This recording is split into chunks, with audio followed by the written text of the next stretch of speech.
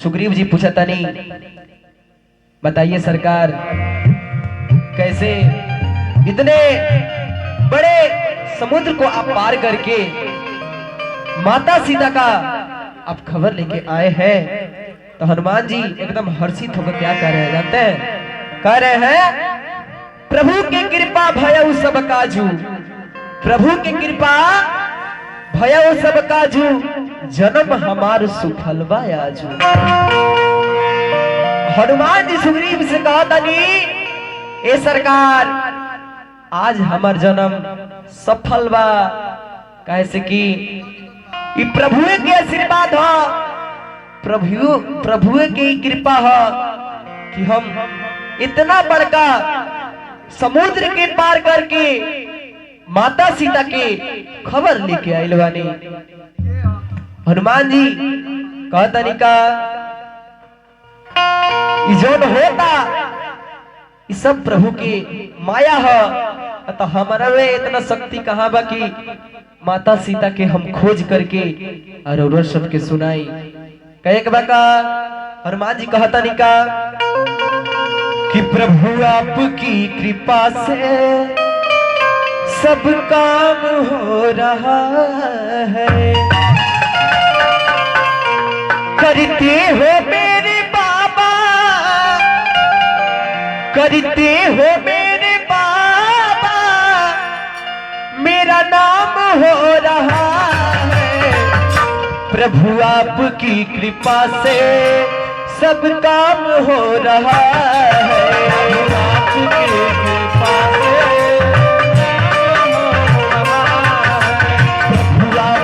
कृपा से सब काम हो रहा है।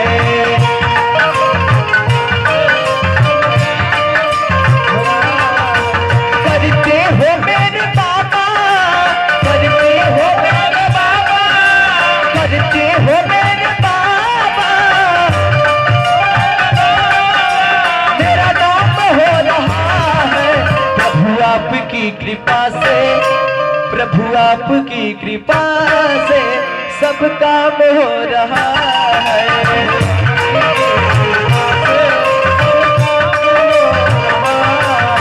प्रभु आपकी कृपा से सब काम हो रहा है।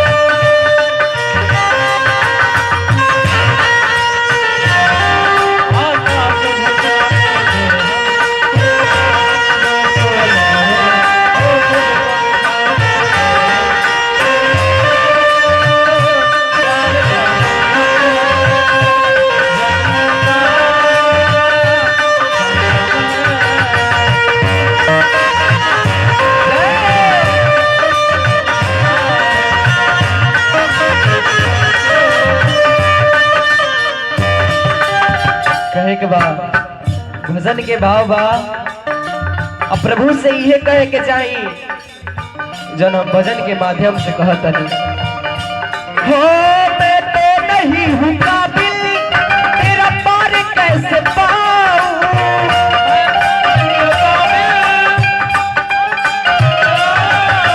मैं तो नहीं हूँ काबिल तेरा पार कैसे पाऊं,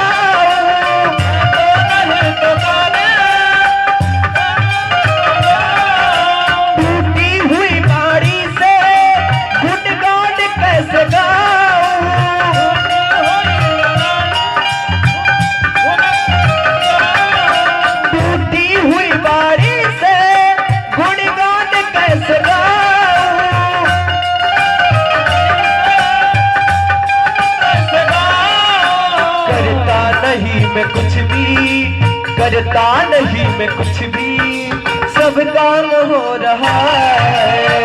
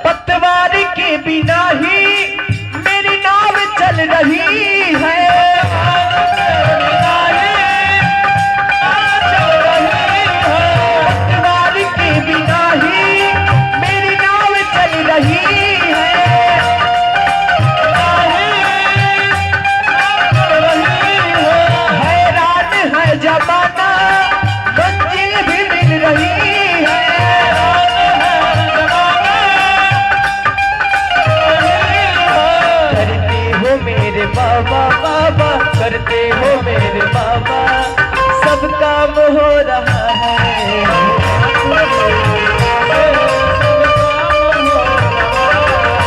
प्रभु आपकी कृपा से सब काम हो रहा है। आपकी कृपा से सब काम हो रहा है। करते हो तुम कन्हैया, करते हो तुम कन्हैया, मेरा नाम हो रहा है। सब काम हो रहा है।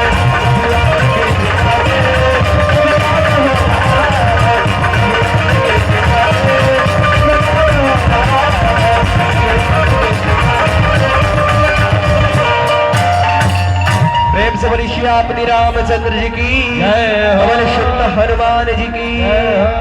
नाम अमरार दिवशनि सी प्राण तुम्हारे कमार, प्राण न कहे हो मंगल मूर्ति मारुति चलत मोही चूड़ा बड़ी रही। हाथ जुगल लोचन भरी भारी, और रसर जगाया हूँ प्रभु चरण, भजन चरण अनुरागी। और एक मोर में नाना आप सनयनी को अपराधा, विरहा गणित अनुकूल शमीरा, नयन वसील दुष्ट हितवादी, सीता के अतिपति विशाला,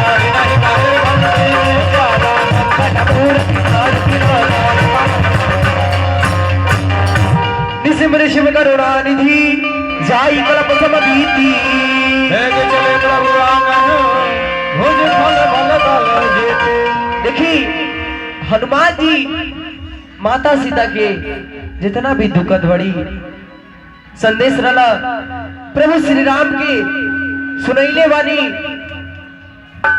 प्रभु श्री राम से हनुमान जी कहतनी, ए प्रभु रौरा तो जग के हंसावे नी, रौरा जग के हंसावे नी, रौरा माता सीता के दुख कहने की बुझल। हनुमान जी प्रभु श्री राम से कहतनी, ये सरकार माता सीता रोआ तारी और सूप के पेड़ के नीचे बैठ के माता सीता रोआ तारी। वहां के बेर बेर आवता रावण, धमकावता डरवावता,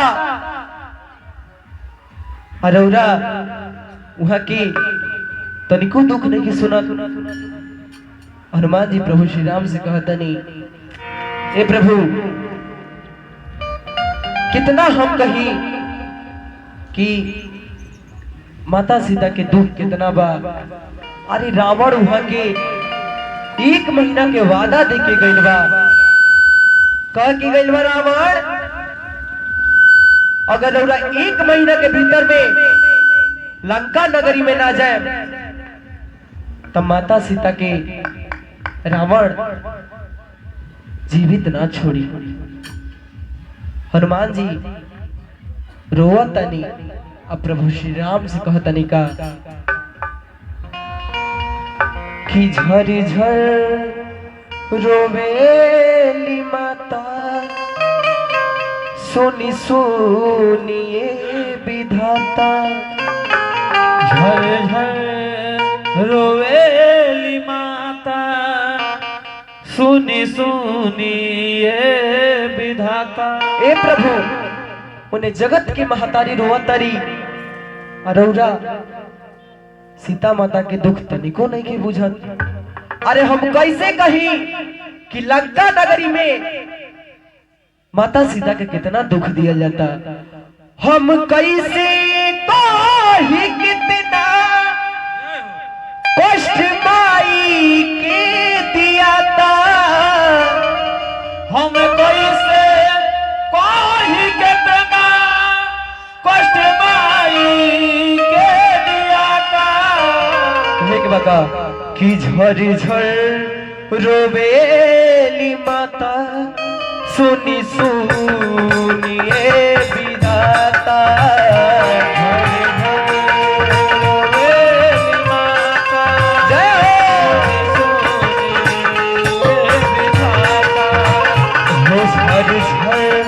रोवेली माता सुनी सुनिए विधाता।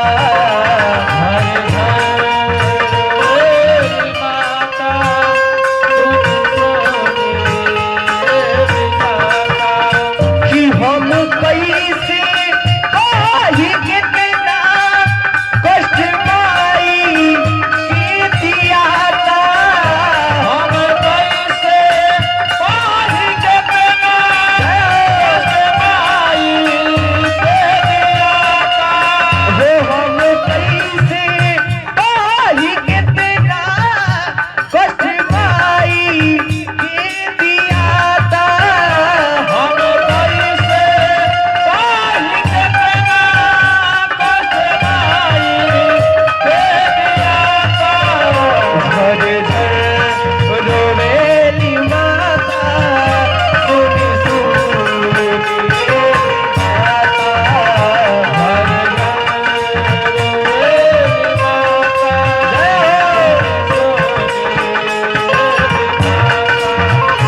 झर झर रोवेली माता सुनी सुनिए विधाता। हर घर रोवेली माता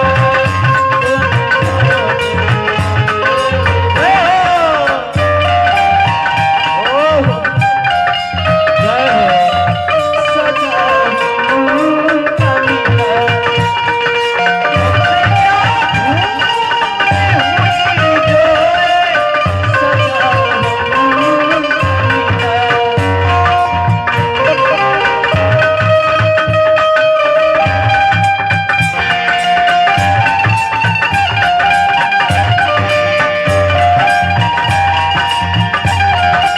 अरे जिया हो।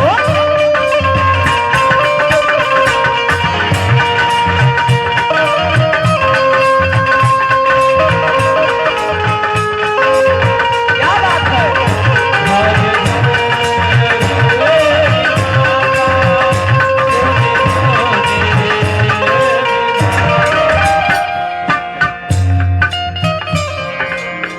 देखिए हनुमान जी प्रभु श्री राम से कहतनी कीर्तन परबा उहे साड़ी। हर परवा उहे साड़ी। हो तन परबा उहे साड़ी। हर परवा उहे साड़ी। हो बड़ा दुख सहतारी प्रभु जगत की महतारी। बड़ा दुख सहतारी बाबा जगत के महतारी।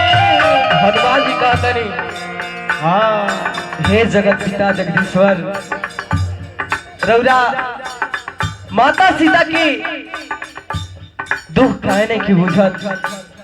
अरे वहां के रोआ तानी तो जब हम देखनी है हमरा से तरह हल ना गई है। आई जनोरा के हम बात कहतनी ई बात पर उरा जल्दी गौर करी ना तो ढेर लेट हो जाई। कहे के बाका होतन परबा उहे साड़ी। बड़ा परवा उहे साड़ी। हो साड़ी में रोवतारी। साड़ी में रोवतारी। हो बड़ा दुख सहतारी प्रभु जगत की महतारी। बड़ा दुख सहतारी बाबा जगत के महतारी। देखली जब मैया सीता दुनु नैना होलराला।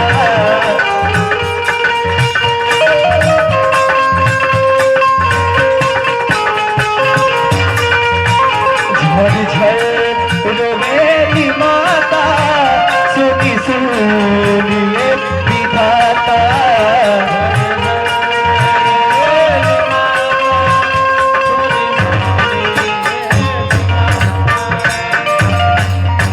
सुमनि शिव करुणा निधि जाई कलप सब बीती।